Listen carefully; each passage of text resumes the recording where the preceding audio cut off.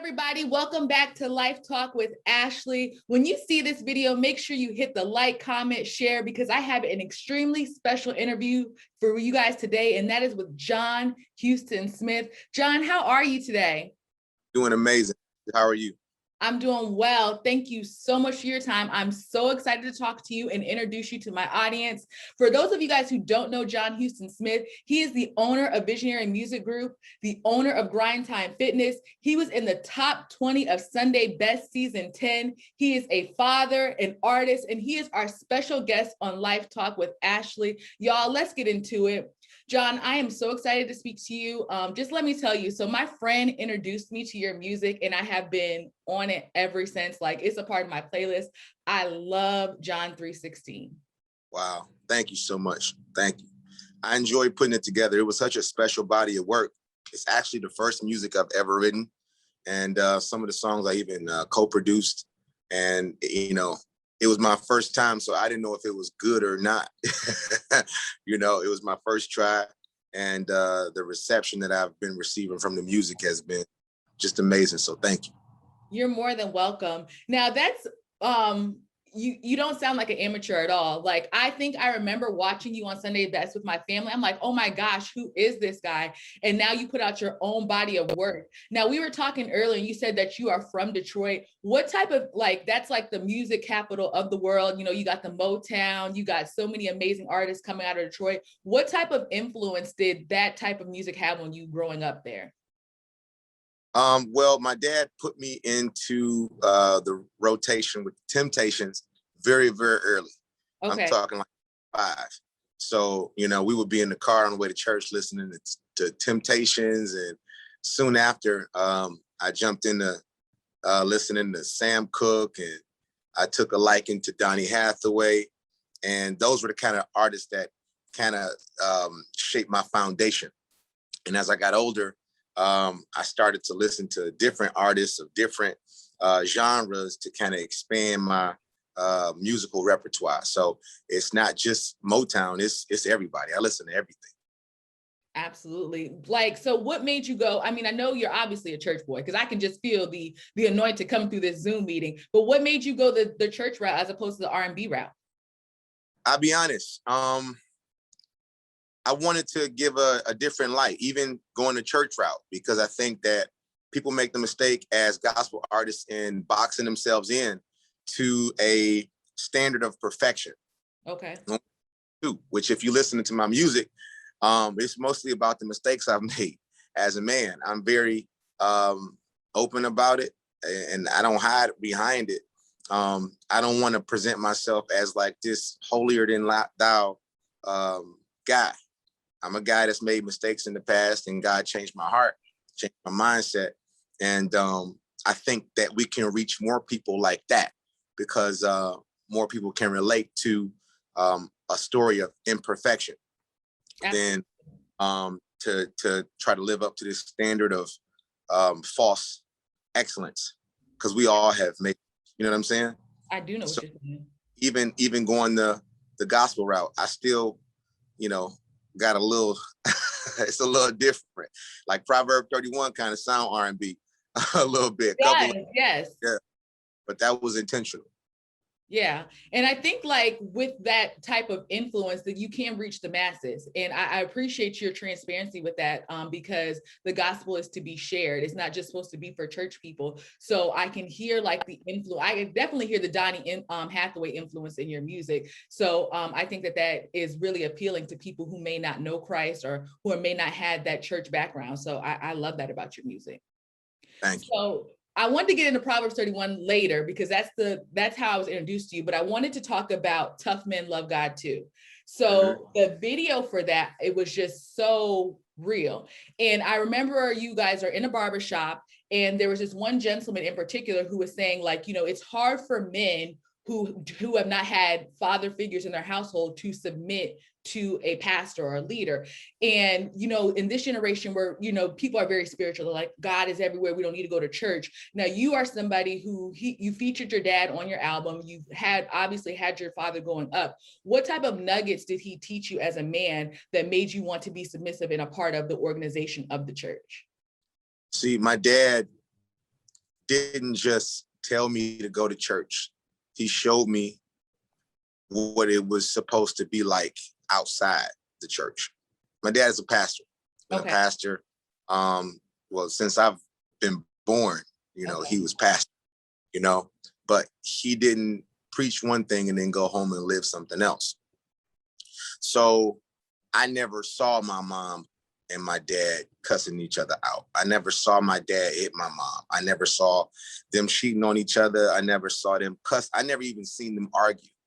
Wow. And I'm sure they've had agreements, but we never heard anything. I got two brothers. We never heard or saw anything crazy like that. So it wasn't hard for me.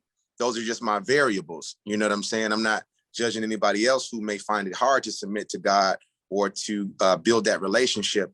But because I saw it at such a young age, with a real man taking care of his family, taking care of his business, and taking care of himself and his relationship with God, it made it a lot easier for me to just follow in his footsteps.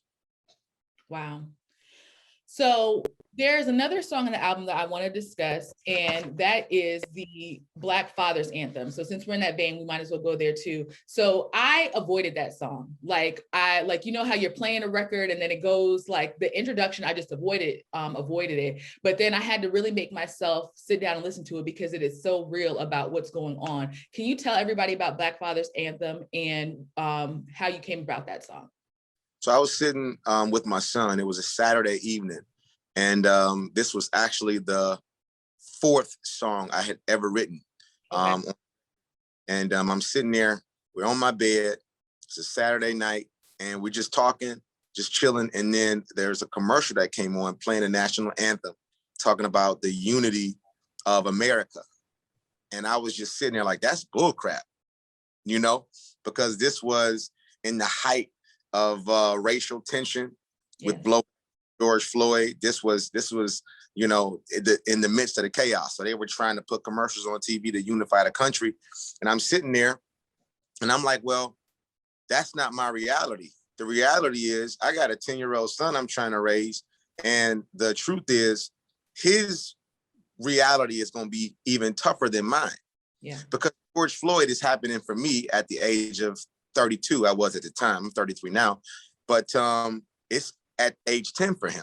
So that's his starting point. George Floyd, Trayvon Martin, those are the beginning of his years and what he's seeing and experiencing. So imagine the chaos that he's gonna have to live through unless we stand up and do something about it. Yeah. So I'm there and I started singing my own song. And as I'm sitting there, I'm looking at my son on everything. I'm sitting there on a Saturday afternoon and I started freestyling this song and I called one of my boys and I let him hear it. And he said, man, I love the song. He said, but you may get some major blowback from this because it's the national anthem. And I said, that's probably what we need, is to cause a little bit of chaos. That's probably what we. So it was actually symbolism for me to use the national anthem because this song is supposed to signify freedom and unity, but it's not that reality for every culture. I wanted to write a song that our basketball players wouldn't have to kneel to. I wanted to write a song that could identify with what's really going on in our communities. So this is an anthem that we as Black people, not just Black fathers, but Black people can stand up to. I totally agree with that. And it's crazy that you mentioned Trayvon Martin. So I'm from Ohio. And so my best friend used to take her son to the park where, I'm sorry, not Trayvon Martin. I'm thinking of the other young man that died in Cleveland, that Tamir Rice. So my best friend used to take her son to that park where Tamir Rice was shot. And somebody called the police on him and he was 12 years old. He had a toy gun. And the minute the officer got out of the car, he began shooting. And it was so heartbreaking for us because she takes her son there and, little boys do what little boys do. And it's just like, it's a no questions asked type of situation. Just, you just see a young Black man as a threat. What type of conversations do you have with your son in regards to police relations? What I tell him is, you're a young Black man in America. every time I have to reprimand him, because he's a boy, Yeah. you know, I'll remind him that his rules are different. They treat people harder. You got to be more disciplined. You got to be more wise, and you got to be more skilled. And I'll say, why? He'll say, because I'm a Black man in America. And it's a shame I have to remind him of that. But nevertheless, it's also a responsibility that as his father, I let him know what's on the other end of that door. You know, I had those conversations with him frequently to let him know that everybody don't like you. It's people that don't like you just because of the color of your skin. And my son is light skin. He's light bright. So he catches it from all angles. He catches it from white people not accepting him because he's a young Black boy. But then he catches it from other Black kids because he's oftentimes the lightest Black kid in the room. So I have to make sure that I instill that confidence in him of knowing who he is and who he represents and what he yields in his power. So yeah, it's a daily job, man, fatherhood. I believe it. And it's crazy that we're still like, there's a book out called The New Jim Crow. And it's even people our age, we're still dealing with the same things that our parents and grandparents went through. And it's the colorism, it's the racism, and it's so blatant. And now with this cycle of, you know, the 24/7, 365 news, it's like you can't get away from it. And I appreciate you being transparent in the things that you have to share with your son, with him being light skinned, with him being Black, with him being male, because I feel like, you know, like you said, he's getting it from all ends of the spectrum. So it's important that fathers as well as mothers make sure that they are the ultimate influence in their children's lives because they're going through so much. 100%. Yeah. Absolutely. So let's get to Proverbs 31. I seen a clip of you singing that song at a wedding. It is so freaking beautiful. Oh my gosh. Like, I love that song. Like, who is the Proverbs 31 woman in your life? Like, what brought about that song? My mother. Beautiful. My mother. I saw a real woman growing up. You know, I talked about my dad. Now let me tell you about my mom. My mom is the mother of 3 men now. She helped raise 3 men, and she beat our behinds when she had to. But she also, by the time we got home from school, we always had dinner. When she wasn't we eating McDonald's, mama, you know, she worked by the sweat of her brow, taking care of her household. And that's the epitome of a virtuous woman. It wasn't just how fine the virtuous woman was. Yeah. It's also the level of respect that she carried in the community, but it's also the standard in which she held herself. My mom didn't leave the house. I know they got this bonnet challenge going on. My mom ain't leave the house with no bonnet on. Right. So it makes my job picking a woman so tough because I saw how it was supposed to be done. You know, she was a devout and is a devout mother to us, and devout wife to my father. She was just as kind as she was strict and stern when she had to be. And she's just the epitome of a virtuous woman. So when I describe a virtuous woman in the song, it's like, yo, I know the sex is the easy part, you know, but what else? What else you got? You know, and I'm to the point now where I don't even need you to cook because I done learn how to do that on my own too. So what else you got? Right. Pray. Can you get a prayer through? Do you even know God? You know what I'm saying? Beyond how fine you are, can you lay hands on me if I'm sick? Yeah. And that's it. That's the deal breaker most times from my dating relationships. It's like either the woman is extremely churchy and extremely saved, but don't have none of her business together. Mm-hmm. Or she has all her business together and then doesn't have that other gear that she can tap into. So being able to find someone who can find is the scripture. You know what I'm saying? A virtuous woman, to be able to find someone who can encompass both and walk in both realms, where I can take care of the business, I can take care of the home, but I can also call on God if I need to, and I know I'm gonna get an answer. You know, so that's my description of a virtuous woman, and that's what led me to write the song. Beautiful. I love it. My friend's getting married soon, so I might have to call you down here to Virginia to come sing it. He loves that song, and it's absolutely beautiful. I appreciate you being a man of God, and calling the women of God out. I think like that's true. Like a lot of women don't have that balance, and I think that song and that scripture give women something to aspire to, and let us know that there are still men out here looking for men and are looking for women of God. So that it's absolutely beautiful. 100%. Thank you. And I will be honored to sing at your boy wedding.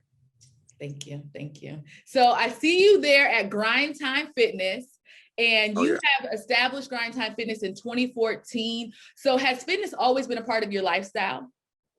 Well, you know what? I was a skinny kid growing up. I was active, but I was like scrawny. Okay. Age 17, I started to try to pick up the weights, but I was like 150 soaking wet. And so I started lifting in the privacy of my home because I was too embarrassed to go to a gym because I didn't have it. I didn't know what I was doing. So the more I researched, the more I started to grow. And then I started to develop a knack to be able to motivate myself because I didn't have nobody else. It was just me. So who better to practice on than yourself? So I learned how to speak into my own life. And I didn't know that God was preparing me to walk in the realm that I'm walking in here. A lot of people that I train are coming in here with low self-esteem. They are people who are trying this for the first time, or they are trying to pick it back up after laying it down for a long time. And what I do is I try to speak to them from not just a physical standpoint, but a mental, emotional, and spiritual standpoint, because this is a thing where you have to change from the inside before you can start to see the development of change from the outside. So I love what I do.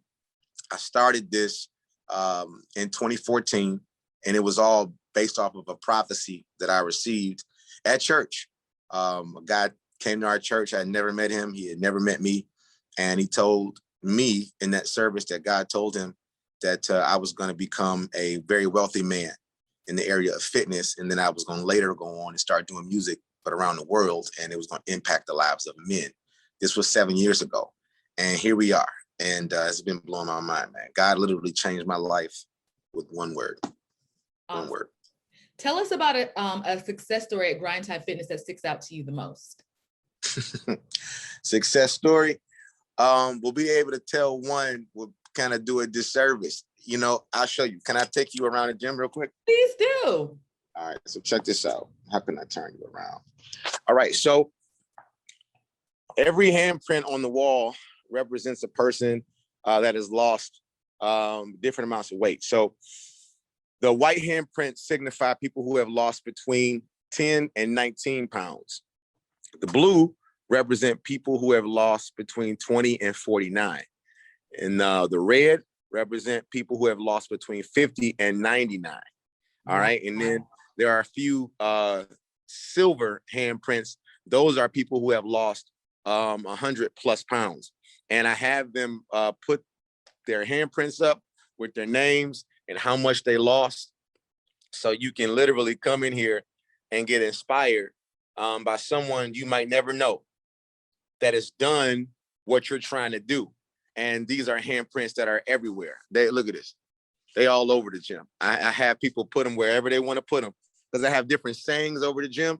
So whatever saying that stuck out to people while they were working out, I have them put it next to that. Like here's one of the silver ones. This guy, Claude, lost 120 pounds with me. A lady named Reva lost 100 pounds with me. And, this is what we do. This girl actually lost 20 pounds with me and then stayed focused to lose another 30 and put her other handprint next to her 50-pound handprint. So this is what we do. And again, my goal is to always inspire people to push themselves. At the end of the day, if a person is not willing to help themselves, I can't do nothing for them. Right. You know what I'm saying? So I want people to feel more confident about the work that they're putting in for themselves. Awesome. You are doing a great and mighty work, John Houston Smith. I appreciate you. Before we wrap this up, I need you to do a shameless plug. Plug your Instagram, your Facebook, Grind Time Fitness. Let us have it. Okay, so my Instagram is John Houston Smith. John Houston Smith. And I would love for you to follow me and connect with me. You can check the music out. You go to your Apple Music, you go to your YouTube Music, your Amazon Music, your Spotify, your Tidal, and type in John Houston, or you can type in John 316. It's the guy with his shirt off. Sorry. But then, not only that, you can check me out if you want to just come straight to the gym. You want to sign up. We got virtual packages. So no matter where you are in the world, we got people that train with us from the UK. We got people who train with us from Germany. We got people who train with us in Las Vegas. I got clients in Delaware now. It's crazy. It's all over the world, man. You can do that at grindtimefitnessllc.com. If you would desire to come join physically, you can do so. And if you want to merge the two together, we even have a package for that. I just started doing one-on-one training as well for people who need a more personalized approach. That is an option that is available as well. That also can be found on the website, grindtimefitnessllc.com. Let's go. Awesome. You are doing a great and mighty work. My Life Talk with Ashley audience appreciates you. Thank you so much for your time. It's been a long time coming. We've been playing email tag. So I'm glad to finally get a time for you to sit down and talk. I know you're very busy. Thank you so, so much. Ashley, the pleasure was all mine. Thank you so much. And thank you to all your listeners and your followers. Thank you. Bye, guys. Having trouble building relationship with God, and you don't think you're ready. Well, I have seasons I was wild.